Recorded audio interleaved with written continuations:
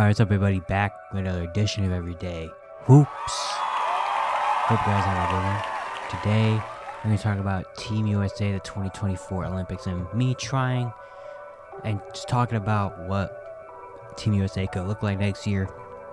Obviously, there's been a lot of talk about it since they lost in the FIBA World Cup and finished 4th. And now next year in Paris, things could be looking a lot different. Thank you guys for views on videos and shorts recently. We appreciate it. If you do the content around here, consider subscribing, like, turn notifications, all stuff like that. I'd really appreciate it. Really upset a lot. And yeah, don't want to waste any more of your time. Let's get right into it. So the 2024 Olympics are in Paris, France, and Team USA is going to be there, obviously.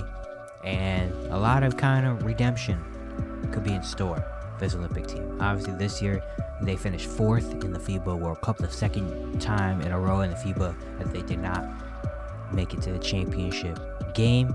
And a lot of talk about what next year's team can look like. You know, of course, there's a lot of talk about how international basketball has gotten a lot better. You know, and Team USA hasn't been sending out their greatest competition and their greatest teams out there. They've been sending a lot more young players and players that they want to, you know, that haven't really had this type of spotlight, sending them out there. But now, next year could be the year where things change and that we could see another impossible dream team kind of run. After they lost in the FIBA World Cup, there's a report that LeBron James is planning to commit next year to the Olympics one more time. Of course, it's probably going to be maybe his last Olympic run. I don't know if he's going to be around in 2028 in the league, but so he will be most likely coming to Paris, and he's trying to bring his friends with him, kind of like Nick Fury trying to assemble the Avengers. He is trying to assemble an insane team. That team includes Kevin Durant, Steph Curry, Anthony Davis, Jason Tatum, Draymond Green, Chris Paul, just some of a few names that said he personally was recruiting and calling to come over to Paris, which, I mean, obviously a lot of great names: Steph Curry, Kevin Durant, AD, but also a lot of guys that are older besides Jason Tatum. A lot of guys that are in their 30s, and guys that most likely this will probably be their last chance at a gold medal, because a lot of these guys probably by 2028 or 2027 or whatever. No, 2028, because it's 2024. What am I talking about? Will probably be retired or very, very old at that point. So, trying to bring those guys in. And then also, I came out a little later that Devin Booker responded to a tweet saying he'll be down to coming to the Olympics as well next year. And that has a lot of people speculating on what this potential 2024 Olympic team could look like for Team USA. You know, obviously, with a lot of the guys they name, these are some of the top players in the NBA and their position in basketball in general coming over to the Olympics, and that'll be such an amazing and such a fun team to watch. So thinking about what this team could look like if all these guys, let's say, do commit to the team, who would the team be? So obviously you have Steph Curry to start at the point guard position. If Devin Booker says he's down to do it and will do it, he's definitely going to be in there starting.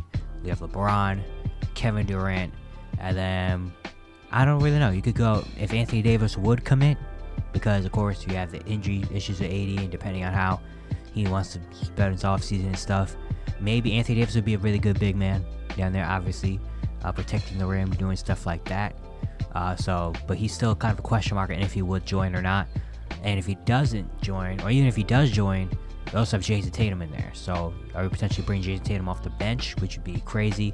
Or maybe do you even go, I don't know. I was thinking about maybe you go with like a super small lineup with KD, Bron, and Tatum.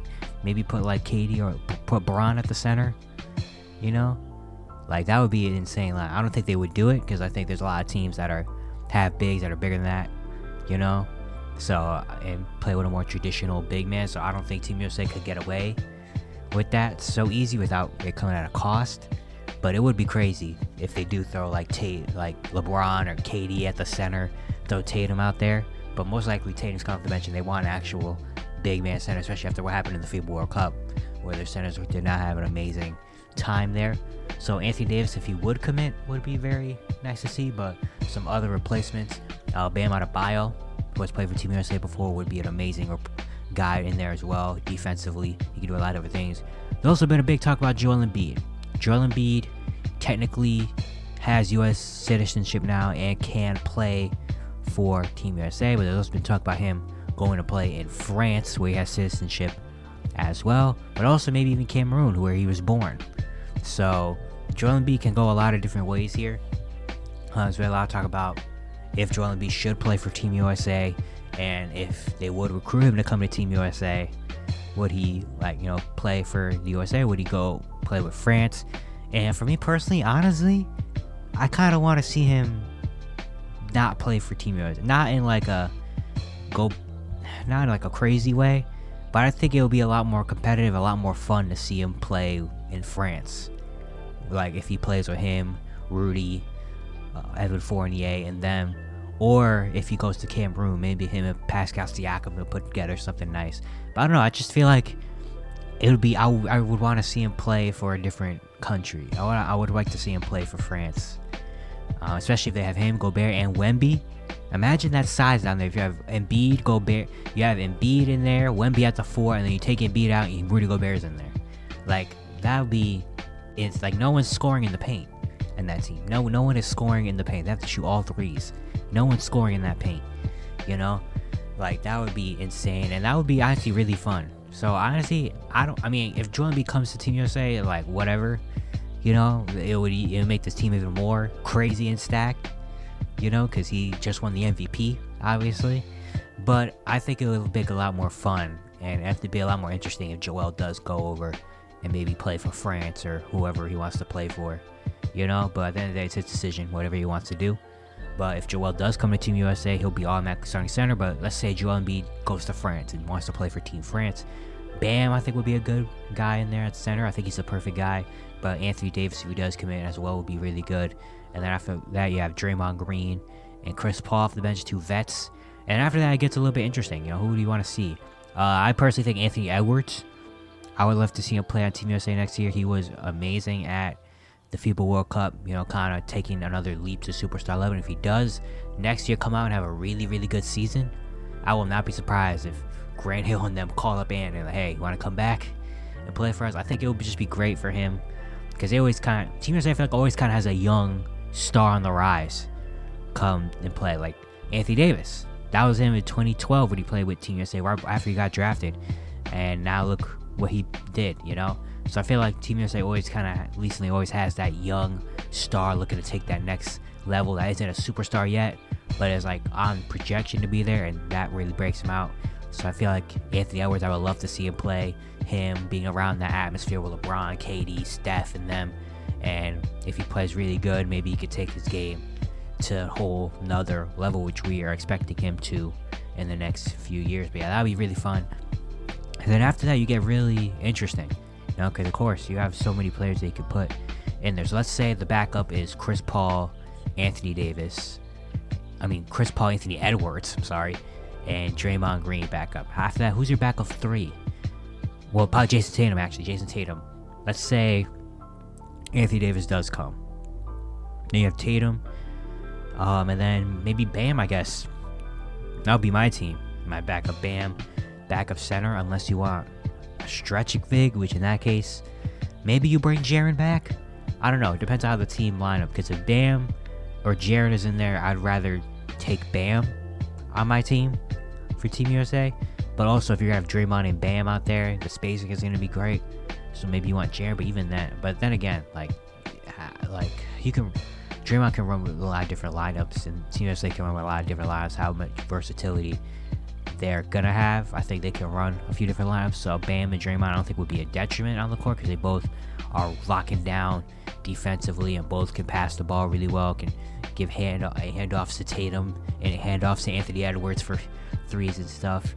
And then after that, the last few spots, I would kind of want some more role players. I kind of want some more players that or play defense and stuff. Like, I think Mikal Bridges, I think if they call him back, I would like Mikal Bridges on this team as well.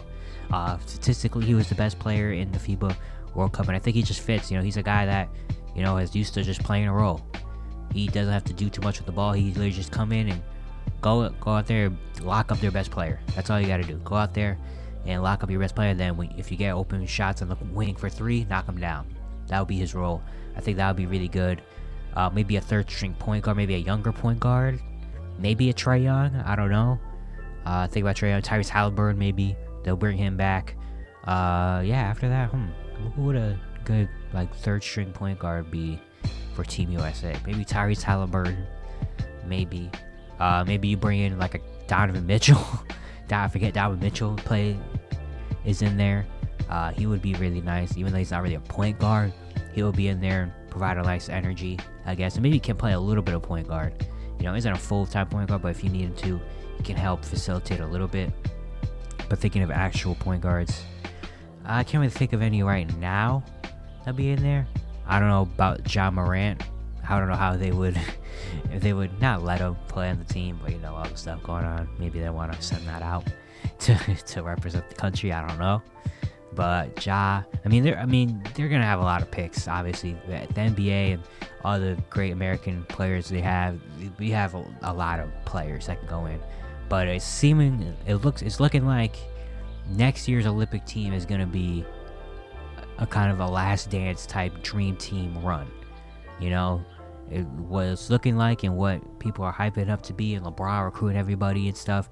It's looking like Team USA is coming out next year, trying to make a statement hey, let's calm down on the disrespect a little bit. Let's remind you who we are. And I think it's gonna be fun. Because a lot of the countries, hopefully Giannis will be back. Giannis was gonna play in the World Cup, but he had off-season surgery, so he couldn't play. But Greece, Giannis will be back. Luka will obviously be in there. Canada qualified for the Olympics, and they're going to be a tough team to be out, obviously, with Shea and them. And the thing is, in Canada, they even have 2, I think, really good weapons, Jamal Murray and Andrew Wiggins. If those 2 play, that's a whole nother level for a team. France, if Joel Embiid does go over to France, you have him, Rudy, Evan Fournier, Wemby potentially could go over there to France. I think next year's Olympics could be gearing up to be something great. Spain is always going to be a good team. I think 2024, the Olympic next year could be something crazy. We could see a lot of really good teams, a lot of really, really good battles. Germany now, since they won the World Cup, probably going to be in the Olympics and probably going to have a similar team. And they're not going to be an easy team to knock off.